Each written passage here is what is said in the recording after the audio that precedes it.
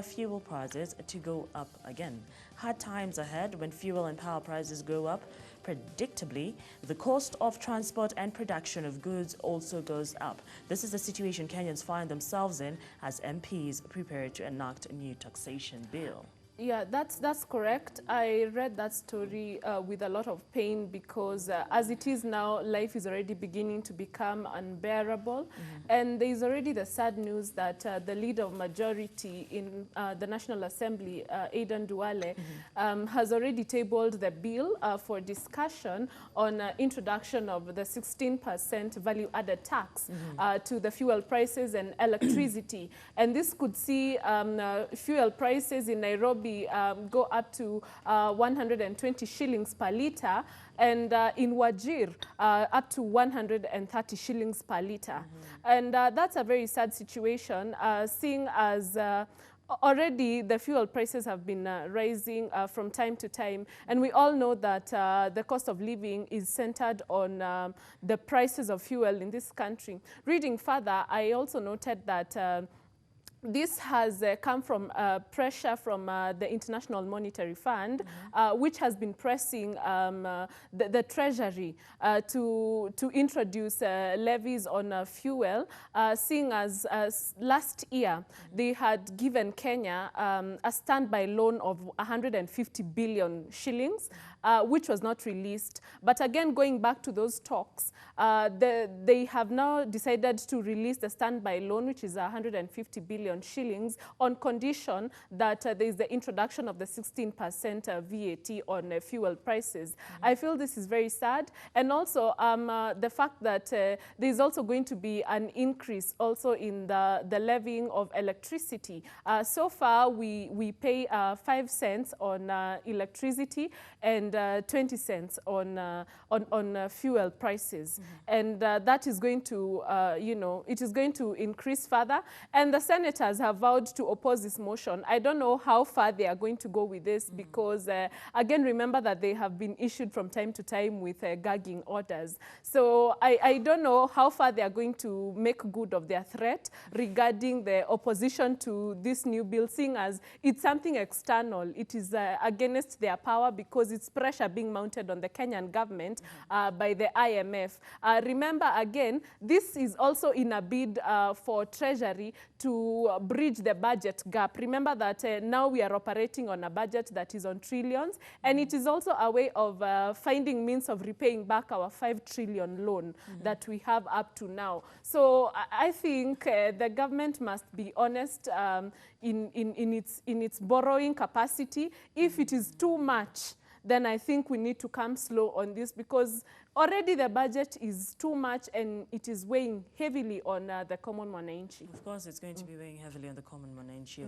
And as Alice has said, this is due to the fact that there's pressure from the International Monetary Fund. Now, Alice, just to give our viewers a proper definition of what this means, I'll go back to the Standard, the front page of the Standard newspaper, where they say for super is going to be 125 shillings, up from 107 shillings per litre, and for diesel it's going to be 111 shillings from 95 shillings per litre.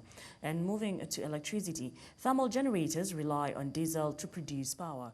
Being a net fuel importer, an increase in diesel will automatically translate to higher power bills. A new commission fee of 0.5% will further increase power costs. Now, it's I think just a few months ago, I think in the beginning of the year, we already had a complaint from the common mwananchi on the different prices, especially on electricity, and the ERC came out to try and explain this, but I am not so sure if they had an impact or if there was any constant change. In fact, Nina, you remember that there was a very loud outcry regarding the astronomical power bills that Kenyans electricity consumers were being slapped with by the Kenya Power and Lighting Company. Further to that, there was also, I think it was a petition that was lodged by lawyer Apple Lomboya before the High Court, seeking for orders to restrain the Kenya Power and Lighting Company from slapping Kenyans with higher bills which, you know, were not commensurate to the electricity consumption. And they talked about backdated arrears, I don't know, taxes and what. And I remember that the High Court gave orders to Kenya Power and Lighting Company to stop accelerating bills to Kenyans. This has not stopped because last week again I received various complaints from Kenyans, electricity consumers talking about their bills still, you know, costing very high in ways that they do not understand. Here we are again, we have been told about the diesel prices shooting for the geothermal generation of electricity. Yes. And that is true. In fact, the newspaper says that they are going to be paying royalty fees of 0.5%. Because of diesel. And one would stand to wonder, in a country where by, you know, we are huge, you know, we actually have oil in Turkana, and we also are very close to the Ginger station in Uganda, which is an electricity, you know, it transmits electricity. Yes. Yeah, so you then tend to wonder why we are being slapped with these astronomical costs. And I think the whole problem starts from the management of the power company in Kenya. Remember that KPLC enjoys monopoly. And you see, the trouble with monopoly is that when you are a monopoly in a certain economy, you can do whatever you want. Yeah. You can set prices. You have no competition. So I think we need to go back to the drawing board and check, restructure the management of KPLC. Remember, KPLC has now been subdivided into sister parastatals. And just, I think 2 weeks ago, I was talking about the parastatals, what is killing our parastatals. They have very lashy projects, but mismanagement of resources and the fact that they have been infiltrated by cronyism, nepotism, you know, people with political interest, all these things. Exactly, exactly. So then we need to go back and check what is it that is ailing our parastatals. For example, Kenya Power and Lighting Company is now operating on billions of shillings in debt.